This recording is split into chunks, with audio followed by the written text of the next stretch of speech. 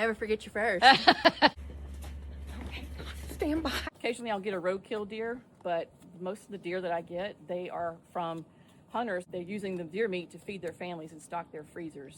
Because where I live, it's up in the mountains, it's pretty rural, and there's a lot of folks that don't have money to go buy meat at grocery stores here. So they are very dependent on deer season and filling up their freezer with the deer meat.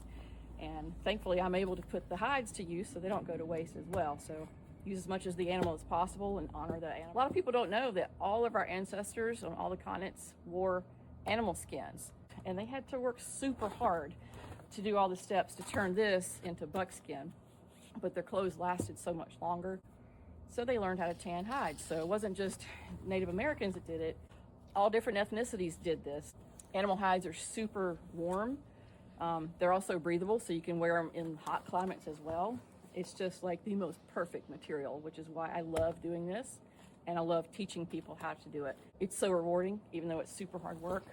It was a life-changing thing for me when I learned how to do it, so I like to share that with other people. You're doing good for a first-timer. Never forget your first.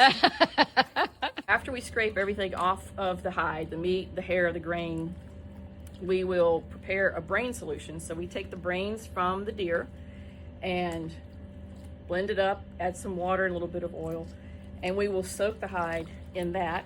And what that does is it coats the internal fibers in the hide and makes it so that once it's totally dried, after we keep moving it, it stays nice and soft and turns into buckskin after we smoke it.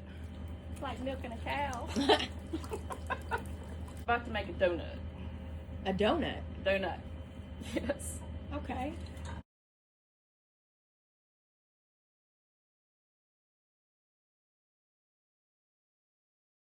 The Indian women, they used to sit around the fire because they were the ones that did the hide tanning, and the men went out to do the hunting.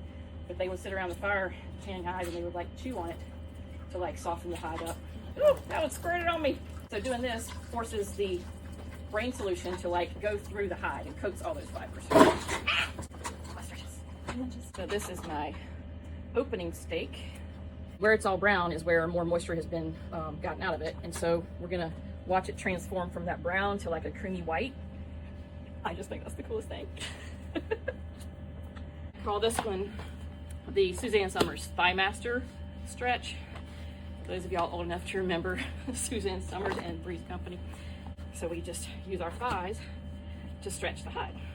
Okay, so part of the steps of softening a hide, which is working it until it totally dries, we try to keep the hide moving in various different techniques, and this is one that my students in class love doing because it helps them get aggression out. Okay. Baby. I did it! Oh crap. Melanie, are you okay? Melanie. Yeah. Oh, for crying out loud, girl. So this is a dress that I made out of buckskin. And it cinches up in the back to like fit really snugly. And it even has the buckshot from where the hunter had shot the deer, which is part of its character. I just love that. Okay. Oh, Lord. Is your phone okay? So I am so blessed to have the opportunity to be hired by an Indian group that has me come in and do demos to show the public what is involved in brain tanning, because it's kind of a lost ancestral skill. And so I go around and I show the brain tanning, I show all the steps involved with it. And they also have shown me the different things that they use for their regalia that they would like me to make. So I have learned how to make a variety of things. They tell me the things that they need in order to make things that go along with their regalia, their outfits that they wear when they do their powwow dances. And so one of them is the deer toes. So when I go to get deer hides from the processor, I ask them for the deer legs. So I come home and I cook the deer hides in a pot outside and do it for maybe 30-40 minutes until I'm easily able to use a set of pliers and kind of pop these off. And so what they'll use these for is to make the rattles. Their legs usually is where they typically will make them. So when they're dancing, you can hear, and it's super loud. I also use deer hides that aren't really wanting to tan because they're like people. Hides are different just like people are, and some of them have bad attitudes and they don't want to be tanned. So I will turn them into rawhide treats for my dog to sell to people at shows and events. And they're all natural, unlike the ones you buy in the stores, which are full of chemicals and often made in other countries. So these are actually really good for our animals and our pets to chew on. Another item that the Indians request from me is the skin from the deer legs.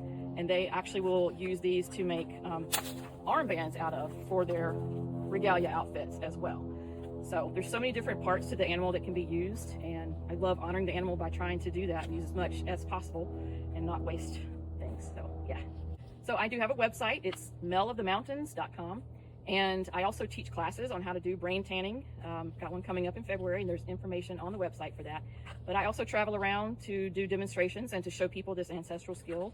I go to Cumming, Georgia in the fall for a Cumming County Fair, and I'm there for 2 weekends showing people how to do this.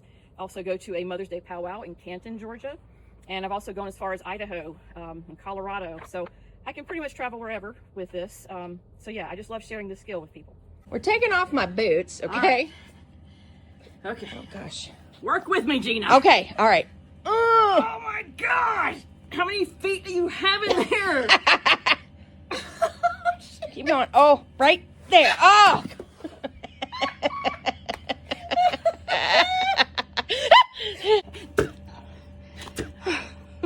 I'm gonna get these. Sorry. You made these boots, right? I did. It is made out of bison hide. Bison hide. Bison, yeah. What? Buffalo, bison. Wow. Wild, wild west. Heck yeah. Oh, that was There so we much easier than go. yours. Right? All right, guys, that's a wrap. This is like beautiful. This is beautiful stuff that. Sorry, I'm like zoned out. I'm so sorry.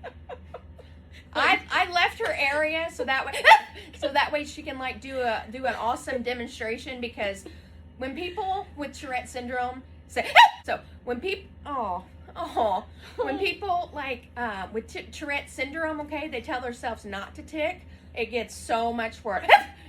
Yeah, I think she needs to go to bed for a little bit, okay? You wear me So out, Gina. what? You wearing me out. Oh my god. Sorry.